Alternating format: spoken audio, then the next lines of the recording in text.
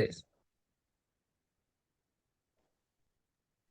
Buenas noches con todos. Estamos aquí en un foro en el que vamos a hablar estrictamente del derecho y contamos con cuatro compañeros, Sofía Jurado, David Barros, Michael Zambrano y Ángeles Aldarriaga. Sofi, comenzamos contigo. Cuéntanos, ¿cuál es la funcionalidad de la empresarialidad en la economía? Muchas gracias, Dani, y buenas noches con todos. Bueno, para responder esta pregunta, hay que partir desde el hecho de que la empresarialidad debe ser visto como una personería jurídica, obviamente entrando dentro del derecho mercantil. Entonces, para que verla desde esta arista, hay que tomar en cuenta que hay muchos beneficios. Dentro de los beneficios que tiene una personería jurídica en general, es aportar a la sociedad. Por ejemplo, las personerías jurídicas en realidad aportan al Estado ecuatoriano. Sin embargo, lamentablemente tenemos muchas trabas dentro del país. También hay que tener en cuenta que mientras más personerías jurídicas se lleguen a crear en el país, logramos acabar con oligopolios, monopolios y los famosos carteles. ¿Qué son los carteles? Para dar un simple y sencillo ejemplo dentro de la economía, los carteles, digamos que está la empresa Supermaxi y también está la empresa Mi Comisariato. Entonces, lo que hacen estas dos empresas, a pesar de ser opuestas, es que llegan a ser una especie de alianza para mutuamente bajar los precios sobre algo y así que el consumidor deje de comprar a los demás supermercados. Entonces, ¿qué pasa? De alguna manera, nuestro mismo Estado llega a generar un poco de, llega a secundarles, por decirlo así, a estas empresas. Entonces, de alguna manera, nuestra idiosincrasia como sociedad hace que también nosotros llegamos a perder. Porque, a ver, hay que pensar, mientras más empresas hay como factor principal que tenemos, mayores empresas, mayores plazas de trabajo, ya. Mientras más empresas hay, también que tenemos mayor competencia. Si es que nosotros vemos y comparamos nuestro estado con otros países, como lo puede ser Estados Unidos, ahí, por ejemplo, en un solo estado llegan a tener muchísimos más supermercados que los que tenemos aquí en todo el país. ¿Y por qué? Hay mucha más variedad. Entonces, esta variedad lo que va a generar es que el consumidor también tenga a dónde más escoger.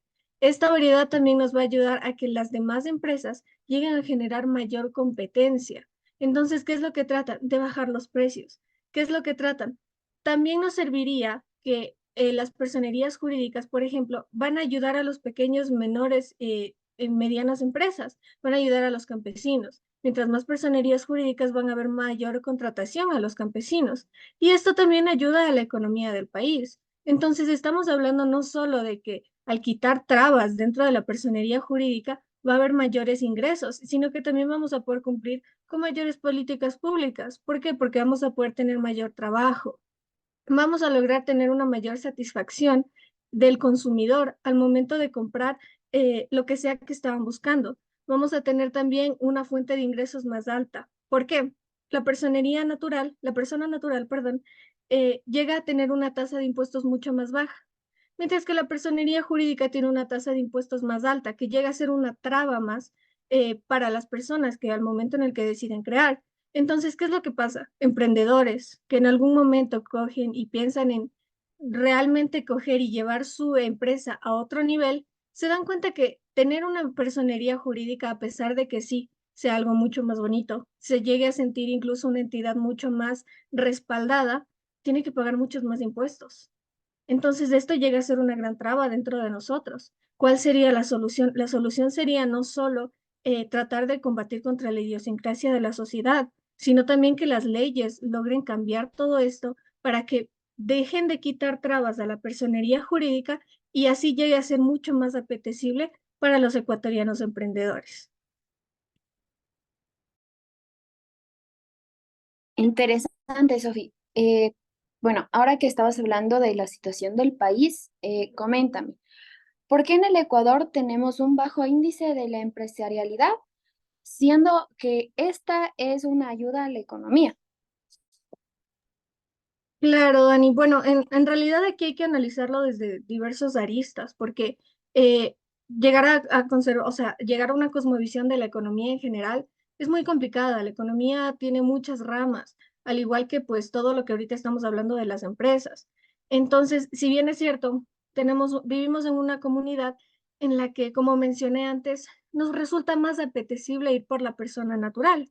¿Por qué? Si nosotros preguntamos a la mayoría de comerciantes, nos van a decir que su RUC termina con un 001 en lugar de ser una personería jurídica. Esto sucede porque primero llegamos a verlo como más fácil.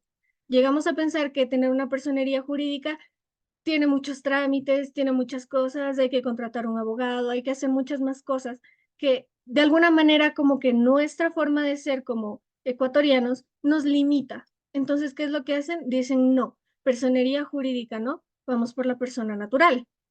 Entonces sí, es mucho más fácil para todos nosotros, pero no es la solución, porque si pensamos como un Estado, a un Estado lo que le sirve es que haya más personerías jurídicas, ya que incluso desde una cosmovisión internacional, lo que va a pasar es que para las empresas transnacionales van a ver como que aquí hay mayores plazas de trabajo, aquí hay mayor competencia, entonces también lo ven como tratar de invertir. Hace muchos años, aquí en Ecuador, hubo la propuesta de que venga un supermercado de una marca reconocida internacionalmente y lamentablemente no pudo venir. ¿Por qué? Porque en ese momento se pusieron muchas trabas. Se pusieron muchas trabas para que ellos lleguen. Entonces, ¿qué es lo que pasa? Pasa que, por ejemplo, tenemos aquí, para no irnos tan lejos, al Grupo Novoa, una bananera. Una bananera que, si ustedes se dan cuenta, es un monopolio y un oligopolio terrible. Porque yo te pregunto, Dani, si tú quieres invertir en el negocio de los bananos y te vas a poner una bananera, tú me vas a decir, pues no hay manera de competir con el Grupo Novoa, porque pues lo vemos como algo grande. Y es cierto, no hay manera. Entonces, ¿qué es lo que debe hacer el Estado? Debe tratar de regular eso, porque más bien al contrario, hay que tomar en cuenta esto. Si el día de mañana el Grupo Novoa, bien, nos da impuestos, nos da plazas de trabajo, digamos de 5.000 personas mínimo, el grupo Novoa quiebra. Se mueren todos los de Novoa. ¿Qué pasa? Tenemos miles de despidos.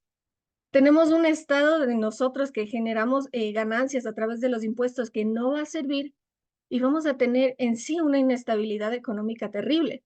¿Qué pasaría si al contrario tendríamos pequeños grupos que controlen las bananeras? Si se cae uno, bueno, es un golpe, pero hay muchos más. Al igual que desde la economía, si es que hay más personerías jurídicas que traten directamente con los campesinos, ¿qué nos serviría? Nos serviría mucho más para las plazas de trabajo. Es directamente a ellos, es que ganen directamente ellos, no nosotros. También otra problemática muy grande es que nosotros tendemos a justamente tener una percepción de que, bueno, personería jurídica, personería natural es mejor y es mejor porque yo prefiero, yo qué sé, yo prefiero que toda mi familia, que todos mis amigos trabajen conmigo. Y bueno, trabajan, pero eso no quiere decir que sean lo adecuado.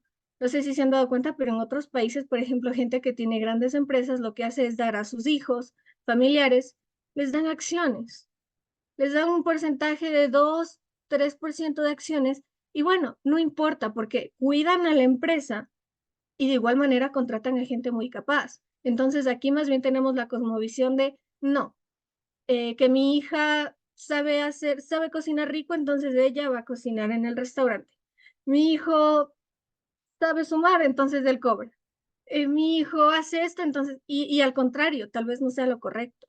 Entonces, ese es el principal problema que nosotros tenemos como sociedad y no nos damos cuenta que la personería jurídica es o sea, es la solución en realidad y la respuesta a llegar a tener una economía mucho más eficiente. Muchas gracias. Qué interesante, Sofi, esta respuesta que nos das, sobre todo en cuanto a la sociedad y obviamente que se requiere cambiar lo que es la normativa jurídica. David, cuéntanos, ¿cuál es el propósito principal de los contratos en términos económicos? Creo yo que el principal motivo de esto es los contratos en términos económicos, establecer acuerdos mutuamente beneficiosos.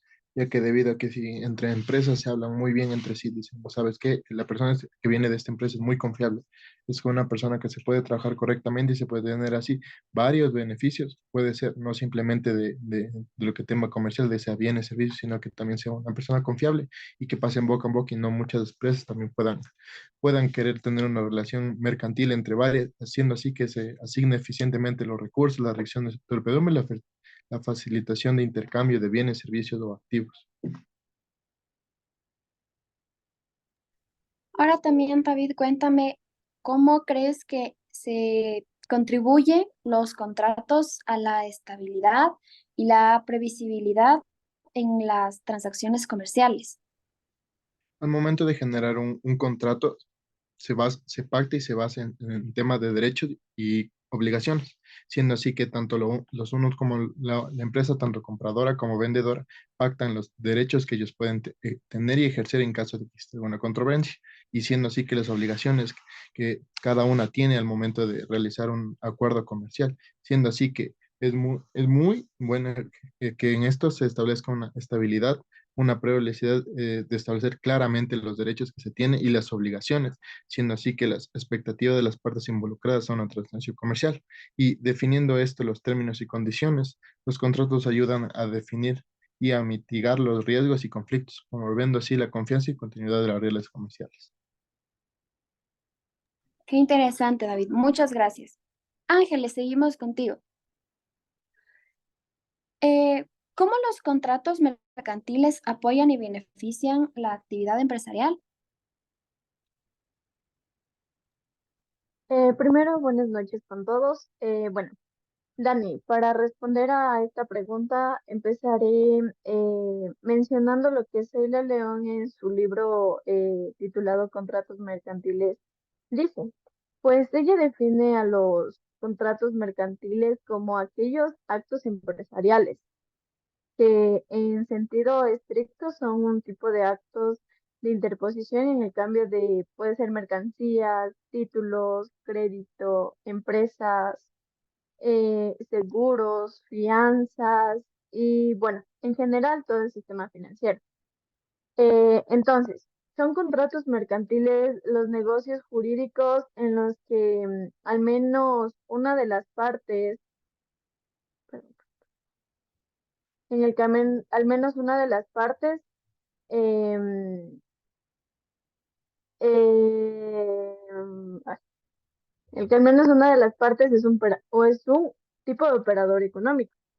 Es decir, puede ser un empresario o un comerciante. Además que la cosa objeto sea de carácter mercantil. Como ya lo mencioné, pueden ser las acciones o las obligaciones, incluso las empresas. Además que las leyes califican a estos contratos como formales. Entonces, de esta manera yo creo que los contratos mercantiles están intrínsecamente ligados y relacionados a lo que son las empresas y benefician a estas porque de tal manera promueven la eficiencia al estandarizar procesos y condiciones comerciales. Em, Todo esto hace que se reduzca la incertidumbre y los costos asociados con la negociación individual de cada transacción.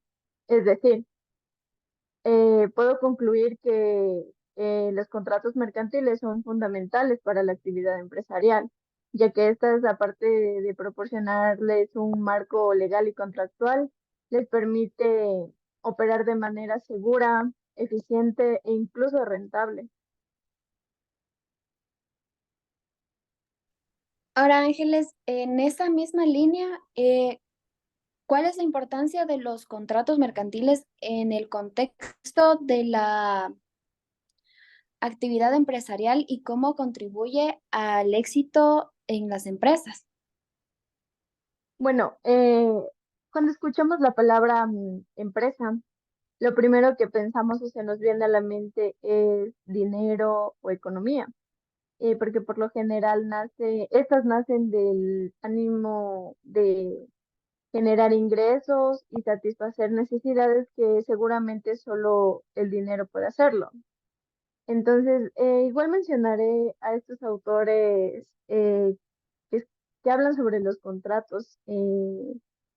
Nos dice Fernando Gómez y Juan Ganosa que los contratos son tanto a la economía como al derecho.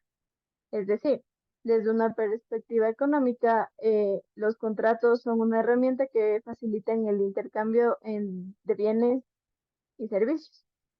Mientras que por otro lado, desde una perspectiva del derecho, los contratos son aquellos que regulan las relaciones comerciales, donde establecen derechos y obligaciones para ambas partes.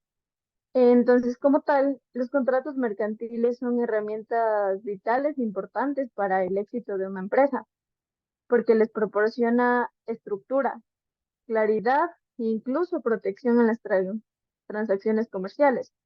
De esta manera facilita estas relaciones, convirtiéndolas en sólidas y beneficiosas.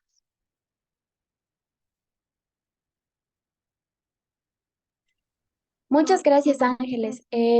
Michael, acabamos contigo. ¿A qué se consideran las obligaciones mercantiles y cuáles son las fuentes de obligaciones? Coméntanos. Bueno, antes que nada, muy buenas noches con todos ustedes, compañeros. Para iniciar, quisiera decir que les felicito a cada uno de ustedes por todas sus intervenciones, debido a que abarcan los temas de manera muy correcta, dándonos a entender todo y cada uno de los temas nosotros tratados para el mejor entendimiento de cada uno de nosotros y así poder de mejor manera solventar nuestros conocimientos. Y para responder tu pregunta, Dani, bueno. Quisiera iniciar mencionando que para algunos autores la única fuente de las obligaciones es la ley, mientras que para otros son la ley y los contratos. Y para otros más, también se considera que la ley, el acto jurídico, el hecho jurídico, el enriquecimiento sin causa o ilegítimo y el abuso del derecho, en fin, para el autor, Arturo Díaz Bravo, son fuentes de las obligaciones el contrato, la ley, la declaración unilateral de la voluntad, el enriquecimiento ilegítimo, la responsabilidad objetiva, la gestión de negocios y el acto ilícito. Conforme a lo que se menciona en el Código Civil Federal, también denominado CCF, son fuentes de las obligaciones el contrato, las declaraciones unilaterales de la voluntad, también la gestión de negocios, el enriquecimiento sin causa, el pago de lo indebido, la responsabilidad objetiva o riesgo creado y a su vez también los actos ilícitos. Michael, ¿a qué se refieren las observaciones de las leyes comerciales? Bueno, lo que se refiere es las observaciones de las leyes comerciales es al cumplimiento de la regulación y la normativa establecida por las autoridades para mantener el comercio. Esto puede incluir leyes relacionadas con los contratos comerciales, la propiedad intelectual, la competencia desleal, los impuestos comerciales, entre otros aspectos legales que rigen las actividades comerciales. Es importante para las fuentes mercantiles asegurarse de cumplir con todas estas leyes para evitar las sanciones legales que puedan en estas acabar y mantener la integridad de sus operaciones comerciales sin ningún tipo de traba. Qué interesante todo lo que hemos conversado aquí en este foro. Les quiero agradecer por su participación, por darnos más de su conocimiento y por nutrirnos más. Hasta la próxima.